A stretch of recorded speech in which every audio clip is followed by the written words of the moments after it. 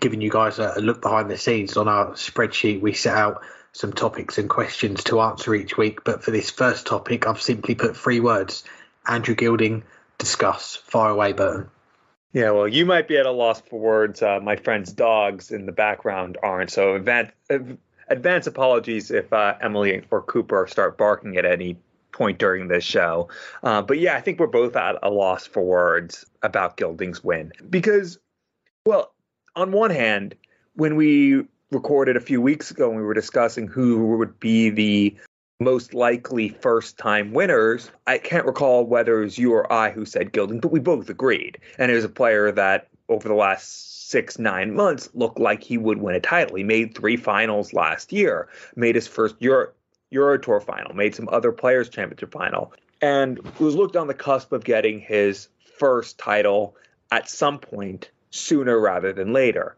But I don't think either of us thought that title would be a major championship. It's not to say that we didn't think he was playing well enough to win a major. He was at the back end of last year. He was frequently averaging north of a ton and beating anyone who came in front of him and playing fearlessly in those matches.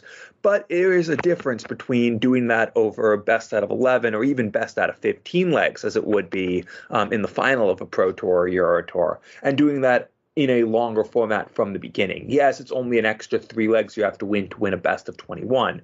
But in the end, that's quite a bit. That's an extra 10 minutes. And especially at a tournament like this, where it's tiring and it's draining and it's 3 days of nonstop action, to be able to cross the line in that, I don't think was something that we thought Gilding would do to get his first title.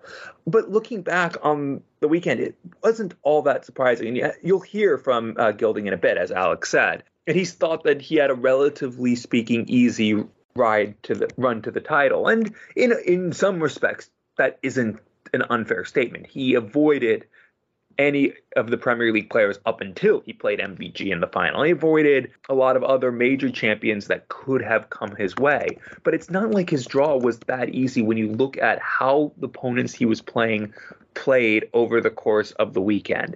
His first match on Saturday afternoon was against Luke Woodhouse. Luke Woodhouse had averaged well north of a ton in his previous 2 matches, and I'll talk more about Woodhouse in a couple questions' time. But Luke Woodhouse was looking like the breakthrough player and the breakout player of this tournament. And yes, Luke Woodhouse's average did drop more than 10 points for that 5th round match. But that's because Andrew Gilding just took that early lead and never let him back into that match. Gilding played solid against a player who had been playing brilliantly before that. Then he went in the next round against Brendan Dolan. Obviously, Brendan Dolan's a former major finalist, has won 8 times on the tour, but Dolan had also been playing really well. Had a very good win earlier that day against Chris Dobie, and Dolan also had a very good come-from-behind win against Vincent van der Voort in the 4th round in a high-quality affair and a last-leg decider. So Dolan was another one of those players who was playing well and was probably Gilding's worst match of the weekend. And obviously Dolan's worst match as well. Gilding was able to get over the line. Then he went against Martin Schindler, another player who I will talk about later. And Schindler was having just a really phenomenal weekend. He had beaten Adrian Lewis a couple rounds earlier. Adrian Lewis had been one of the other best players of the tournament going into that match. He beat Johnny Clayton, who obviously everyone knows who Johnny Clayton is. He's only in the Premier League this year. He's only won 5 majors in the last couple years. And Martin Schindler beat him convincingly and comfortably. Yes, Schindler really struggled in that quarterfinal, but Gilding just didn't give him a sniff. And then against Adam Gavlas, who had been another one of those breakout players, having beaten Rob Cross in the quarterfinals, 1 session aside, Gilding was absolutely brilliant in that match. He missed a bunch of doubles in the second session. He very easily could have been 8-2 up instead of 5-all. He could have won that match 14-3 instead of 11-6.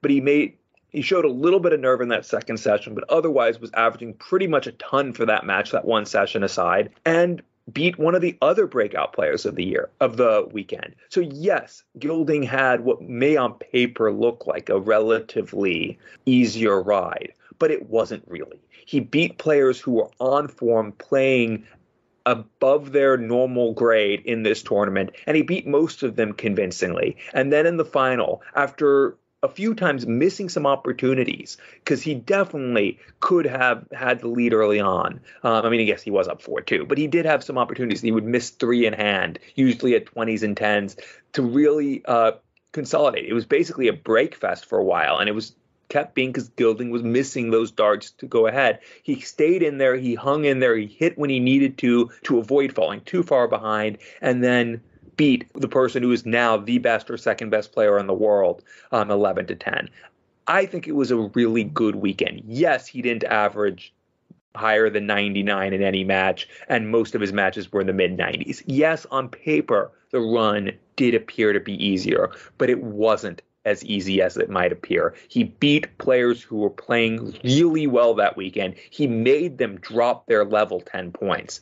And in the end, he was the champion and the deserving champion. And we can now say, not just has he won a title, but he is a major champion. He is the UK Open champion, and we'll see what he does from here. Yeah, I mean, what more can you say to that? Between us, we've been watching darts for a long time now, and you'd think after all this time, nothing would really surprise you in this game. But I've got to say, for me personally, that result on Sunday night is still sinking in. And we're talking on this Tuesday evening when we're recording, and that doesn't happen very often. Usually you watch a game, watch a tournament, the result, you process it fairly quickly. And I think the last time I felt like this after watching a game of darts was when Peter Wright won his first World Championship, because for me that was unexpected to see him get the better of Michael van Gerwen in a final after losing all those big finals. But yeah, that took a few days to sink in. But even though I was fortunate enough to chat with Andrew earlier today, I tagged on the end of some of his media that he was doing with some other outlets, and thanks to Dave Allen and the PDC for fitting us in, it's still a result that doesn't quite feel real yet for me, and I'm sure it will by the time this episode goes out. But wow, what a moment. The last 3 years we've had a lot of new first-time winners of PDC majors, some that have been more surprising than others, some where you saw that player look like he was heading in that direction towards winning that major. You look at someone like Michael Smith, who got to all those finals and then finally got over the line last year. But for Andrew Gilding, before this past weekend, he'd had one major semi-final. That was 2015 at the UK Open. To get back to that final session 8 years later and go 2 steps further, beat the pre-tournament favourite in Michael van Gerwen in a decider against the darts in that last leg, it's incredible. And this was Andrew Gilding's first PDC title of any kind. As you mentioned, he's made multiple finals on the Pro Tour. He made 3 last year, and that helped him get back into a lot of those major events that we hadn't seen him in for a while. At Ali Pali in December, that was his first World Championship in 7 years. But as he said at the weekend, and he said to us in October last year, he's been putting in the hard work. He's taking it more seriously, and the proof of that is in the results, not just at the weekend, but over the last 12 months. He'd risen into that top 40. He was well on course to get back in the top 32 at some point this year. The title on Sunday, that's catapulted him there now up to number 25. And as Dave Allen at the PDC pointed out on our call with Andrew earlier, he's got a real shot now of cracking that top 16 at the end of the year. And it's a remarkable achievement. And as you mentioned with the draw, you can say it was kind to him. He didn't face a player in the world's top 20 until the final. But that's what can happen at the UK Open. The random draw, it does lend itself to players getting hard draws. Some players maybe getting easier draws, missing out on the big boys until the end. But even if the draw was kind, to then beat MVG in the final, who led for the majority of that final, to break him in 13 darts, to be there ready when Van Gerwen missed that match start at double 16, and to take that chance, I can't say how impressive that was. And yeah, I'm pleased for him, and who knows where this is going to lead. Could he go on and win more majors? If he does, or if he doesn't, he's forever going to be remembered as a major champion, and that's something that no one can ever take away from him. Andrew Gilding is a major champion.